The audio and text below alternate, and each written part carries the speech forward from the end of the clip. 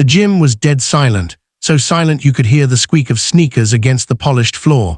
A moment earlier, it had been filled with laughter, shouts, and the unmistakable sound of trouble brewing. 3 of the biggest boys in school had cornered the new kid, shoving him toward the wall with smirks plastered across their faces. No one stepped in. Everyone watched.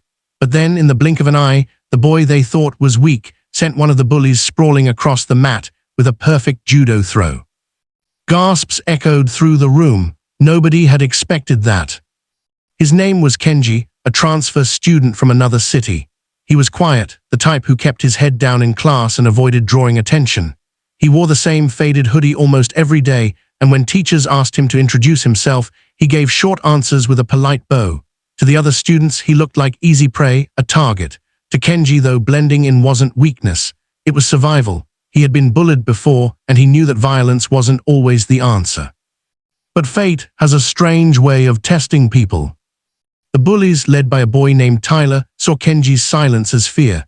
Tyler had a reputation, loud, cruel, and always needing an audience. He thrived on making others feel small, because deep down he hated how small he felt at home. But that day in gym class, when the teacher stepped out for just a moment, Tyler decided it was the perfect chance to put the new kid in his place. He shoved Kenji hard, enough to make him stumble. The other boys laughed, urging Tyler on. At first, Kenji didn't react. He steadied himself, eyes lowered, hands at his side. His heart pounded, but not from fear, from restraint. He remembered his father's voice, "True strength isn't in hurting others, it's in knowing when not to fight." For years, Kenji had trained in judo not as a weapon but as a way to discipline himself. He wanted peace, not conflict. But when Tyler shoved him again, this time harder, nearly knocking him to the ground, something inside Kenji shifted. He realized that letting it continue wasn't peace, it was submission. The crowd leaned in, waiting for him to cry or run or lash out. Instead, when Tyler reached for him one last time, Kenji moved. It was smooth, precise, almost like a dance. He grabbed Tyler's arm, pivoted his body, and with a swift motion, Tyler's weight was flipped against him. The bully hit the mat with a loud thud that seemed to shake the entire gym. For a moment, time froze. Even Kenji stood still, breathing heavy but calm, as Tyler lay stunned, blinking up at the ceiling. The silence was broken by whispers. "Did you see that? What just happened?" He threw him. The bully's smirks had vanished. Tyler scrambled to his feet, his face red with embarrassment, but he didn't try again. He couldn't. He knew what everyone had just witnessed. Kenji hadn't attacked him. He had defended himself with absolute control. But the story didn't end there. The days that followed were difficult. Some students admired Kenji now, whispering about his hidden strength. Others avoided him, too shocked to know what to think. Tyler, humiliated, grew more bitter. Instead of learning his lesson, he planned to get even. Kenji sensed it. After all, bruised pride often stings worse than a fall. Sure enough, one afternoon after school, Tyler and his friends waited for Kenji outside. They tried to corner him again, but this time without an audience, their anger raw and reckless. Kenji could have fought. He could have used his skills to leave them all on the ground.